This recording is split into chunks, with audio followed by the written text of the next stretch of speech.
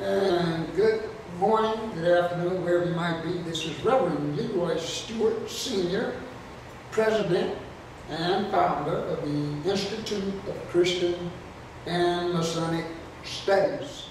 Joining me as usual, of course, behind the camera is my son and CEO, Leroy David Allen Stewart, Jr.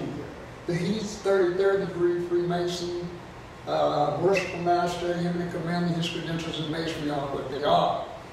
The Institute of Christian and Masonic Studies, of course, is the mission statement. Very simple. To teach, to preach, and to demonstrate the good news about Jesus Christ in the Christian faith and in the science of Freemasonry. For those of you who joined me on my last lecture, oh my goodness, the response was great. We're very, very thankful for that here at the Institute. I gotta tell you, I gotta say it, some of the responses were, boy, I'm telling you, I've got a new name, a couple of new names I'm going to have to add to my resume because I was given some new names. Let's just leave it at that. But some were very, very enlightening, to say the least. As with anything that one would put out into the social media that is available to all opinions from anyone, it's fair game. And I put a question out there because I want an answer. I want an answer. Now, this being 2014, irregardless of what people or group of peoples may think of me, the good reverend, the good preacher, I have First Amendment rights like everybody else. I have a right to pose questions on the social media or the public bulletin board of technology. And the question remains, who owns Freemasonry? Now, I had no idea, as my CEO put it, that we were stirring up the hornet's nest. But that's not being truthful. I knew exactly what I was doing. I knew exactly the response that I wanted, and I'm getting that response. I'm getting information. I'm getting points of view. And need I say, it's quite passionate. Pro and con, positive, negative.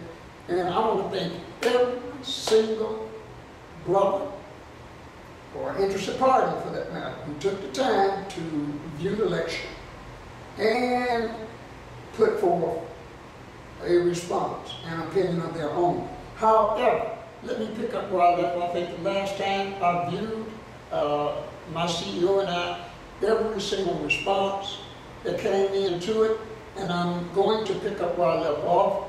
For those of you who may incite you too much, but then I suggest you don't watch, because I'm going to ask the same question again, because in all of the responses, and they were from all over everywhere, nobody, let me say it again, nobody, no Mason, answered that simple question. So I'm here today to pose that question again.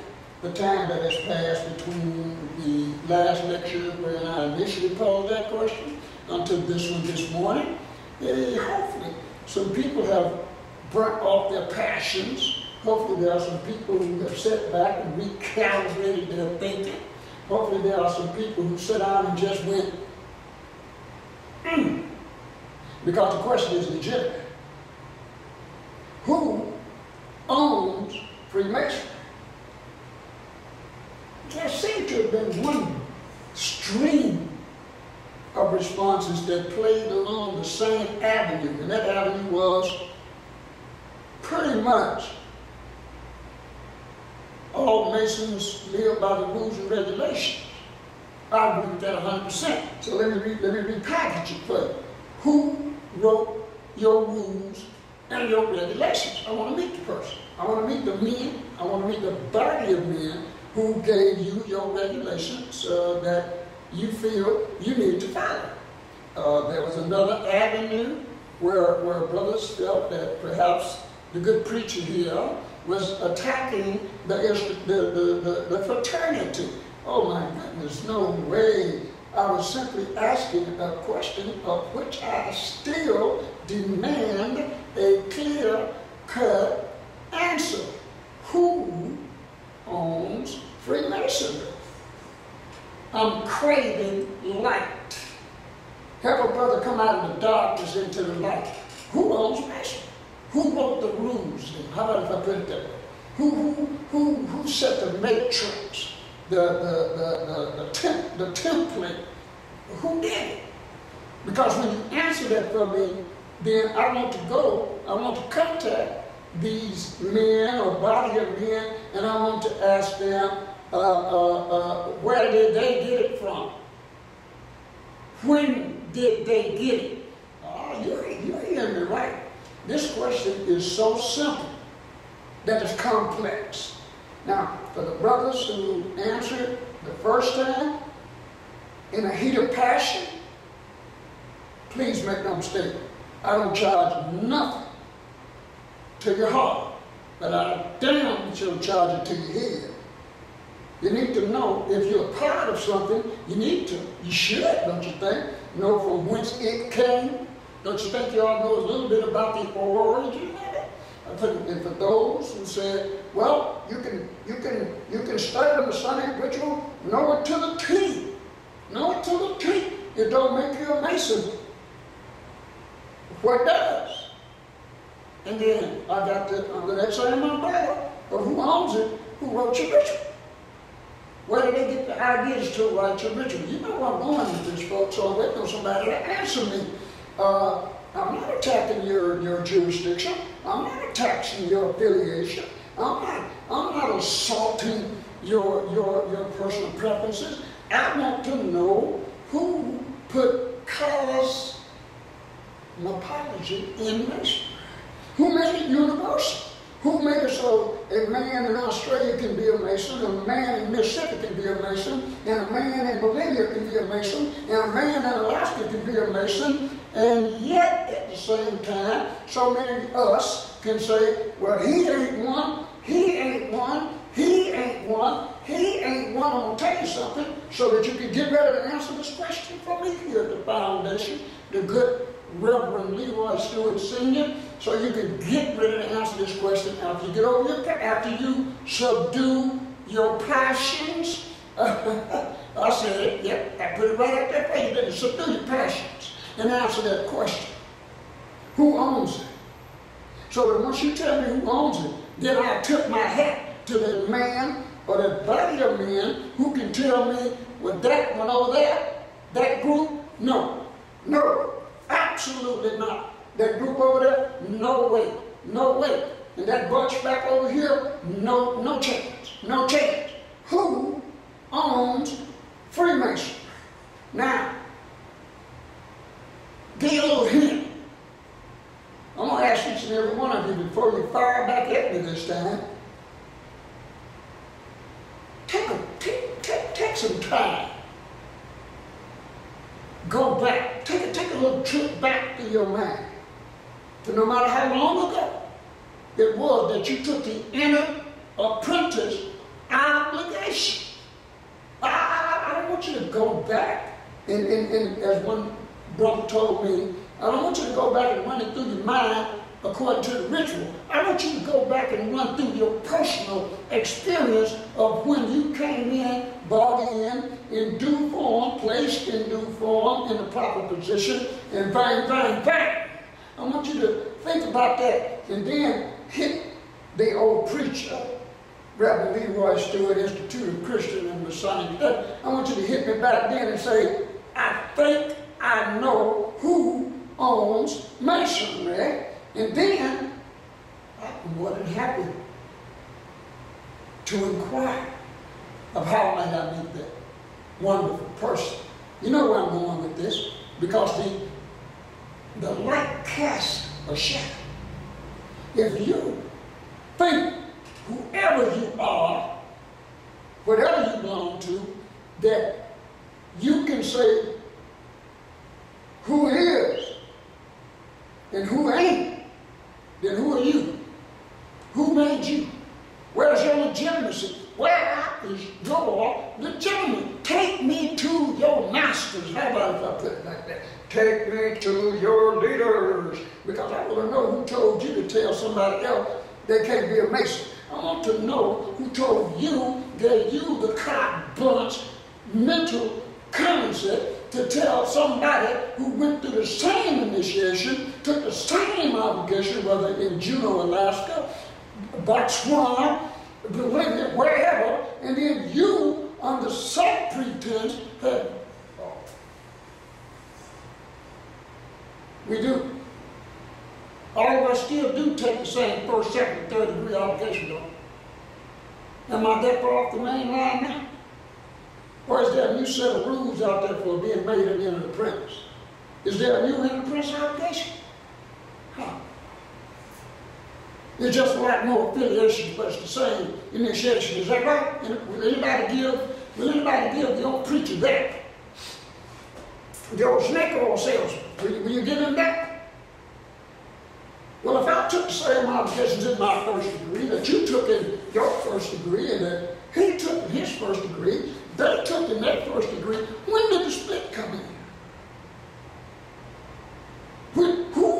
Who beamed down and said, in spite of my first degree obligation, in spite of your first degree obligation, sorry about your first degree obligation, but you're not a Mason, you're not a Mason, you're not a Mason, and do you know why? Pray tell. Because you're not a part of this affiliation. You're not a part of this association. You're not registered on this. Oh my God. Come on. Who owns Masonry? Somebody else. No. Do not get mad and call me all these different names. Because when I was a child growing up in school, they used to say, sticks and stones will break my bones, but words will never hurt. And answer the question, who owns Freemasonry? Who'd you take your obligation to? Who did the people that take their obligation to? Who wrote the rules and regulations? Your rules and regulations. Your bylaws, I guess is what you would call it. Where's your authenticity? Who, my God, who has given you the authority to judge according to your standards? Who owns Freemasonry? That's still the question. We will be posing that question. I do have first right amendments, don't I? I'm an American citizen. I am upon the United States Constitution. This is social media, and it is available. I can't ask a question in the great universe of technological can-do. Can I not? So I ask the question again. Now, don't get mad at me. Look in the mirror. Ask yourself, who made me a Mason? Before you come tell the next man he's not a Mason, look in the mirror and ask yourself, who made you? Where did your rules and regulations and bylaws come from? Oh, because this group don't have your same set of rules and regulations and bylaws, then you brought that can't be a Mason. Really? Really? It's kind of presumptuous, don't you think? Who owns Mason? If there's anyone out there who may be tuning in or catching this by way of whatever the new electronic grapevine is, this is Reverend Leroy Stewart of the Union of the Institute of Christian and Masonic Studies. I have a legitimate question that I have there to put upon the public of social media, and it is directed to the Masonic fraternity. And brothers, let me say this here. Let's see if anybody can get this. I know some of you over there are breathing out. Relax. Take 10 deep breaths. There you go. Calm down. Subdue your passions. Answer the question. Answer question. Go relive your first degree education. Go back to when was it? I know some of the older fellas responded, some of the younger fellas responded. So even whether you're one of the older brothers or one of the younger brothers, go back to that day or to that night when you were first brought to the lodge, when you were put in due form, when they put them bams up to that thing and let you in there so that you can take part in a very sacred ceremony. Go back. Don't relive it by the ritual. Go back and relive it in your heart. Go back. Every man that has ever taken a Masonic obligation felt the same thing, y'all. And don't you think it's a bit much that any man, or body of men, group of men, having went through that wonderful experience, could ever evolve to a point in the crack where they could tell another brother who went through that same ceremony that he's not a Mason. And if he feels he can still do it, or they feel they can still do it, therein lies the engine that drives my question. Who owns Mason? Well, I'm going to let that close down my lecture for today. The question is still up.